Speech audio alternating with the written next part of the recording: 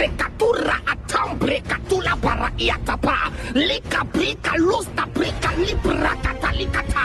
Il y a des choses que je n'arrive pas à exprimer en français, en anglais, en espagnol. Il y a des choses que je n'arrive pas à exprimer. Il y a des émotions en moi que je n'arrive pas à exprimer. Le glossolalie, ou parler en langue, est un phénomène qui va apparaître au début du XXe siècle avec la communauté pentecôtiste. Déjà, on va se poser une question. Est-ce vrai? Est-ce biblique? Ok. Déjà, commençons en Luc 24, versets 48 à 49, où Jésus, avant de partir, va dire à ses disciples, à ses apôtres, de ne pas s'éloigner de Jérusalem, où dans quelques jours, ils vont recevoir une puissance d'en haut. Et par la suite, dans la suite de l'histoire, dans les livres des Actes, oui, parce que Actes, ça raconte la suite de l'histoire, c'est-à-dire ce qui va se passer après que Jésus-Christ soit parti au ciel. Et dans ce fameux livre des Actes, on va apprendre comment est-ce que les apôtres vont recevoir ce baptême de cet esprit, surtout au chapitre 2. Au chapitre 2, dès qu'on commence ce chapitre, on remarque que les apôtres vont recevoir le baptême de cet esprit et ils vont être capables de parler dans d'autres langues.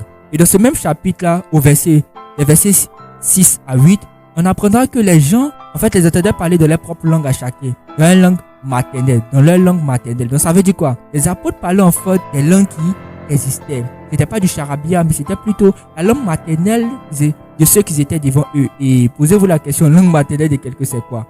Ok. Et sachez que H2, c'est le seul passage qui va nous donner une description exacte de ce phénomène qu'on appelle parler en langue. C'est-à-dire quoi?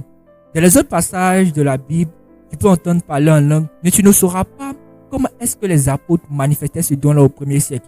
Or, Acte 2 va nous dire comment est-ce que les apôtres concrètement manifestaient ce don-là au premier siècle. Et on remarque que c'était des langues qui existaient, qui parlaient. Et par la suite, avec Paul, en 1 Corinthiens 14, on remarquera que Paul va nous dire quelque chose de très important.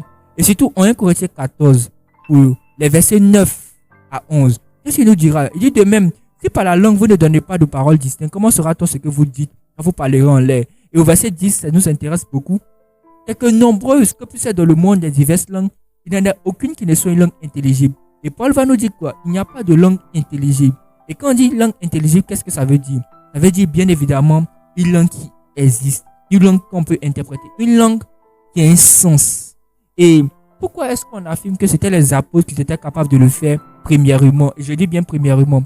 Parce que quoi? Jésus est parti. Comment est-ce que les gens vont croire à la bonne nouvelle si les apôtres ne leur montrent rien? Donc, les dons miraculeux qu'ils avaient reçus, les dons de cet esprit qu'ils avaient reçus, c'était pour appuyer les témoignages. Imaginez comment les gens étaient impressionnés quand les gens les entendaient parler dans leur propre langue à chacun.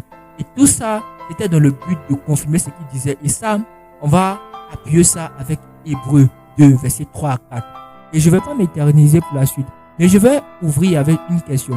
Selon vous, est-ce que le parler en langue que les gens font aujourd'hui, c'est vrai? Ou bien est-ce que c'est une invention humaine? Dans une prochaine vidéo, on approfondira plus. Mais posez-vous d'emblée cette question-là. Ok, merci de m'avoir écouté et abonnez-vous au passage.